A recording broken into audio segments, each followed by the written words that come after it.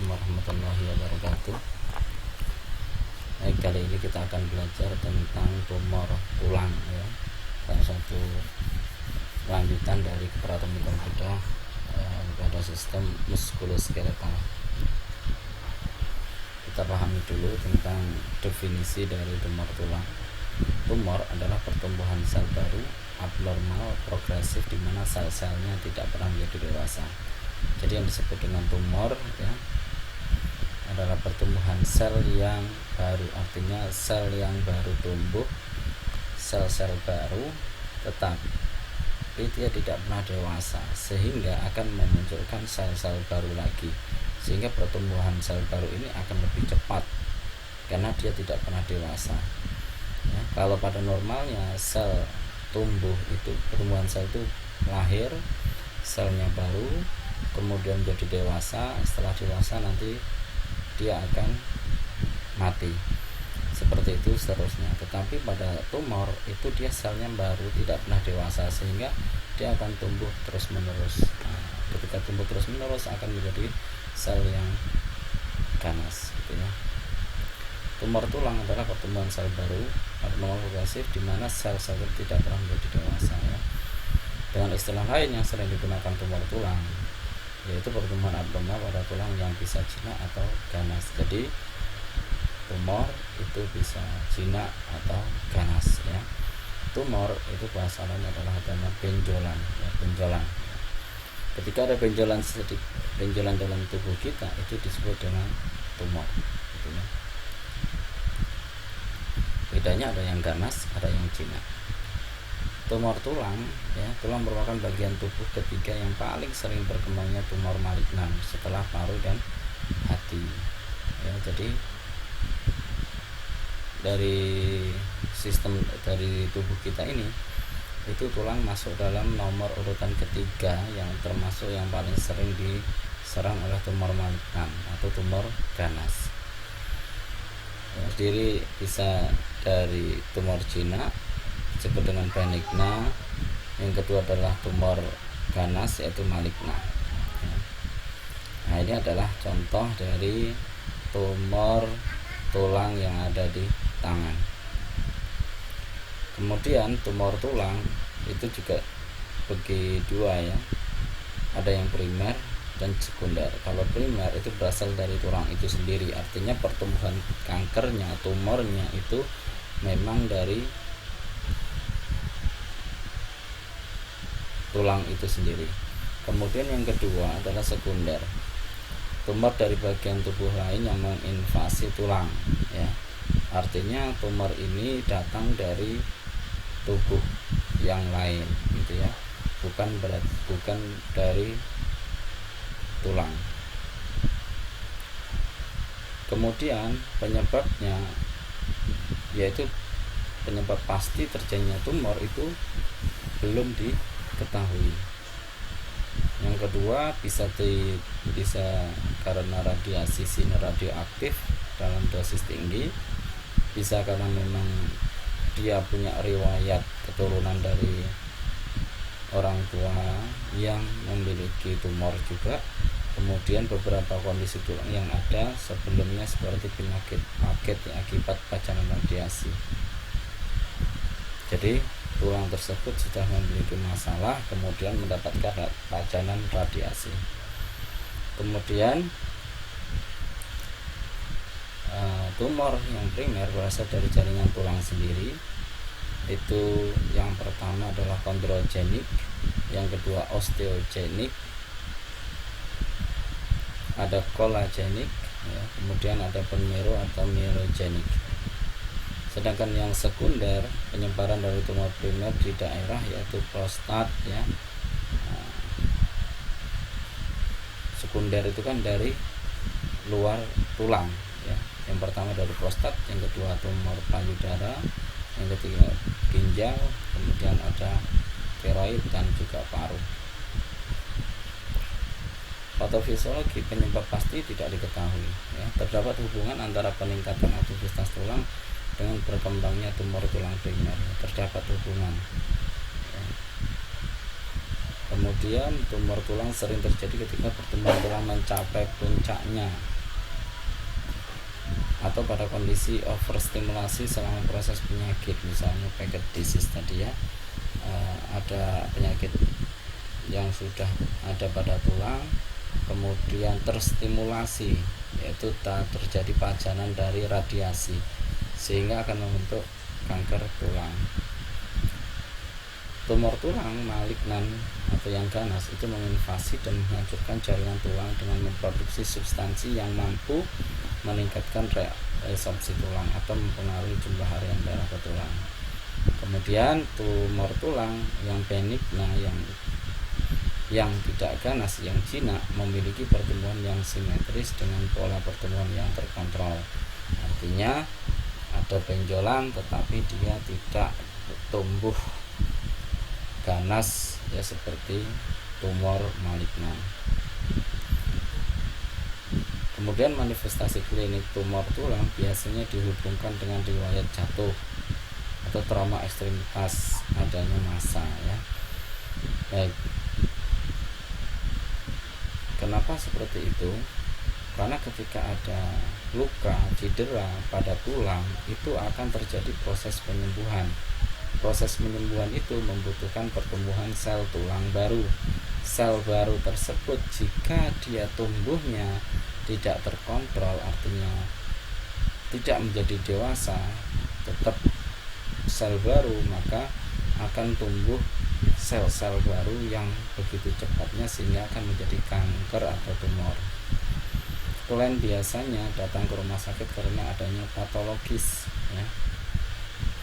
Artinya kanker tulang yang tidak diketahui kadang-kadang begitu datang ke rumah sakit dia sudah dalam keadaan patah tulang ya, disebabkan oleh apa? Kanker tulang. Nah ini tumor tulang primer tadi ya, ada kondrogenik ya. Kalau yang tumornya jinak itu berasal dari osteokondroma, kemudian kondroma disebut ya. Nah ini itu adalah tumor yang jinak, sedangkan yang ganas itu kondrosarkoma. Tempatnya pada osteokondroma itu biasanya pada pelvis, skapula, dan koste. Insidennya lebih tinggi pada pria ya, lebih banyak terjadi pada pria. Kemudian yang kondroma tempatnya itu di tangan, kaki, koste, tulang spinal, sternum atau tulang panjang. Insidennya itu terjadi di usia 30-50, lebih tinggi pada pria ya. Tetap pria yang paling banyak ya. Kemudian ada kondrosarkoma, itu biasanya terjadi pada femur, pelvis, koste, bagian epifisis, tulang panjang. Kemudian insidennya 13% tumor maligna pada usia pertengahan dan usia tua. Pria lebih besar ya, cenderung lebih banyak pada pria. Kemudian osteogenic conforming tumors ya, benigna yang jinak itu ada osteoid dan osteoma. Tempatnya bagian diafisis, tulang panjang seperti femur dan tibia. Insidennya itu pada usia 20-30 tahun, lebih tinggi pada pria. Kemudian ada osteosarkoma, tumor ganas yang paling sering terjadi, yaitu tempatnya tulang panjang ya, lutut ya, paling sering pada tulang yang panjang. Insidennya 38% dari tumor ganas tulang, lebih dominan pada remaja dan usia 50-60 tahun. Tipe jaringan ada kolagenik ya. Ini adalah yang ganas, fibrosarkoma. Ini terjadi pada tulang femur dan tibia. Insidennya 4% dari tumor ganas tulang. Hampir pada semua usia itu bisa terkena, tapi lebih sering terjadi pada usia 40-60 tahun. Wanita itu lebih sering terjadi. Kemudian ada myelogenik ya. Jika dia jinak itu adalah giant cell tumor, tempatnya permukaan tulang panjang seperti femur, tibia, radius, humerus. Insidennya 4% sampai 5% dari tumor tulang. Hampir pada semua usia wanita lebih sering terjadi. Tanda dan gejalanya menurut Gill ya, nyeri atau pembekakan ekstremitas yang terkena biasanya menjadi semakin parah pada malam hari dan meningkat sesuai dengan progresivitas penyakit. Seperti yang kita ketahui bahwa tulang itu akan mengalami nyeri ya pada saat dingin ya, dia tidak tahan dengan dingin. Malam itu biasanya dingin, sehingga ketika ada masalah pada tulang maka akan semakin nyeri. Kemudian faktor patologik ya, sebagai contoh ada teman saya, begitu pada saat dia bermain sepak bola dia tidak tahu bahwa dirinya punya tumor tulang, kemudian dia menendang bola, cuma menendang bola dengan pelan ternyata terjadi fraktur ya. Setelah diperiksakan dia memiliki tumor tulang. Kemudian pembengkakan pada atau di atas tulang atau persendian serta pergerakan yang terbatas. Kalau menurut Schmelzer ya, teraba massa tulang dan meningkatkan suhu kulit di atas massa serta adanya pelebaran vena ya. Massa tulang adalah benjolan, terlihat benjolannya, kemudian ketika dipalpasi akan terasa hangat. Gejala-gejala penyakit metastatik meliputi nyeri dada, batuk, demam, berat badan menurun, dan malaise, letih ya. Penataan saran kolaboratif ya, perawatan difokuskan pada diagnosis, pengangkatan tumor, pencegahan komplikasi, dan juga penyuluhan kesehatan.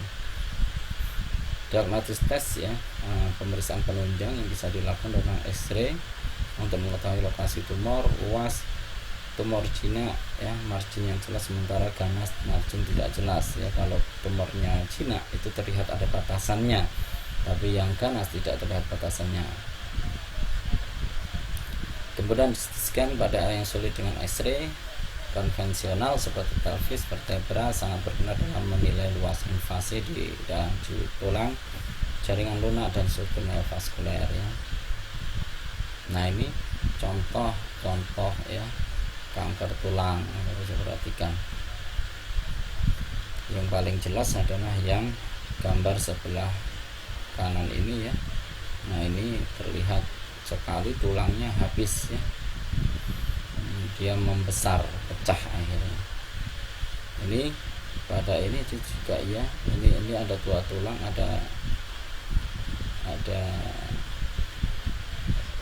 tulang ulnaris ya, ulnaris dengan tulang radius ya, radial.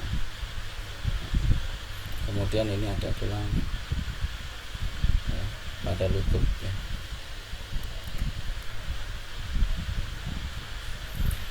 MRI digunakan untuk menentukan luas invasi tumor pada jaringan sekitar, menentukan respon tulang terhadap radiasi atau kemoterapi, atau mendeteksi kekambuhan penyakit ya. MRI mengetahui sudah seberapa luas kanker tulang ini mau invasi. Patologi anatomi dengan melakukan PA ya, biasanya menentukan sifat ganas dan jinak.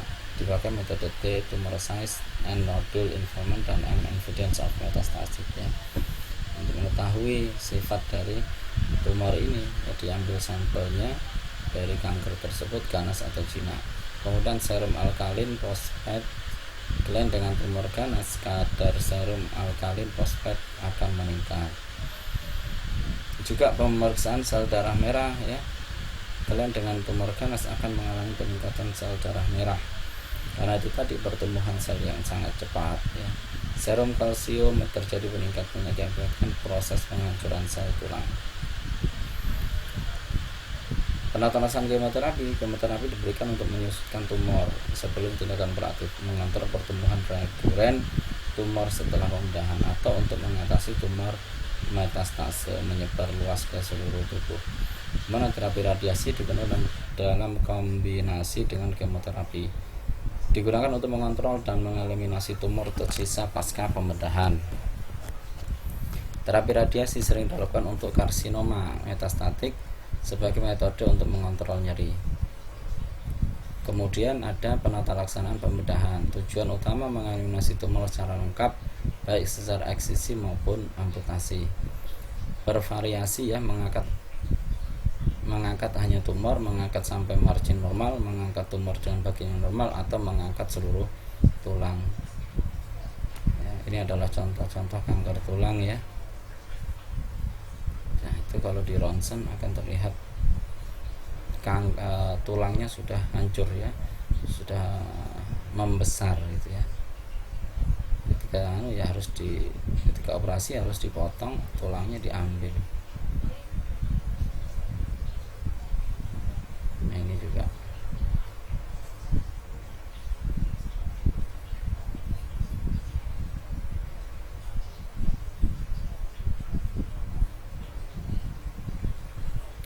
pengkajian ya. Pada sistem pengkajiannya tumor tulang ya, ekstremitas atas bawah atau pelvis, manifestasi nyeri dalam pada tulang akibat inflamasi dan kelemahan tulang ya. Nyeri pada tumor tulang itu diakibatkan oleh inflamasi ya, proses peradangan. Kemudian nyeri pada malam hari atau selama istirahat menyebar dan terasa semakin nyeri. Kelemahan otot atau lebih akibat nyeri ya, otot-otot mulai melemah karena tidak ada tahanan. Adanya massa jaringan lunak dengan eritema terasa hangat pada perabaan. Perubahan dalam kemauan untuk melakukan activity daily life. Kemudian pasiennya juga akan mengalami demam. Kemudian pada sarkoma jaringan lunak ya, ekstremitas atas atau pelvis, paha, bahu atau pelvis dan pelvis ya. Manifestasi klinisnya pada ekstremitas atas, pembesaran massa dengan bentuk irregular menyebabkan nyeri pada jaringan lunak sekitar. Pada paha, bahu dan pelvis di atas kulit eritema sangat, dilatasi vena, kelemahan otot dan atrofi dengan penurunan rum, kemudian perubahan dalam kemampuan melakukan ADL dan perubahan pada postur sikap. Parestesia dengan gangguan neurologik dan pembengkakan bagian distal, terpalpasi pembesaran nodus akibat inflamasi tumor. Pada pelvis manifestasi di atas ditambah ya, artinya ada manifestasi di atas semuanya ditambah dengan perubahan kebiasaan BAB dan kemih, nyeri saat berhubungan seksual, kelemahan otot akibat gangguan nervus lumbosakral. Diagnosis keperawatan yang bisa muncul adalah risiko injury, ada nyeri, defisit pengetahuan, immobility, coping tidak efektif, kecemasan ya. Risiko injury ya, anjurkan berjalan aman untuk menghindari injury yang dapat menimbulkan masalah ya. Support ambulatori ya, yaitu penggunaan tongkat dan alat bantu berjalan lain, kolaboratif dengan physical therapist tentang alat bantu mobilitas, ajarkan penggunaan alat bantu, kemudian bantu melakukan ADL, monitor efek samping pengobatan, diet tinggi kalsium, stop merokok, kafein dan alkohol. Nyeri, strategi mengontrol nyeri dengan manajemen nyeri pada pos pembedahan, fraktur dan inflamasi. Jadi bisa terjadi nyeri kronis ya, farmakologik dikombinasikan dengan metode non farmakologi untuk mengontrol nyeri.